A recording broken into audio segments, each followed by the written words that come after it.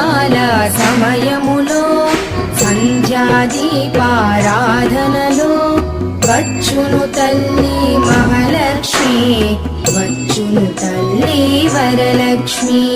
కాళ్లకు గజ్జెలు కట్టింది, మెడలో హారము వేసింది, పిలచిన వెంటనే పలికింది, అడిగినదంతా ఇచ్చింది. సాయంకాల సమయములో సంధ్యాదీపారాధనలో వచ్చును తల్లి మహాలక్ష్మి, వచ్చును తల్లి వరలక్ష్మి.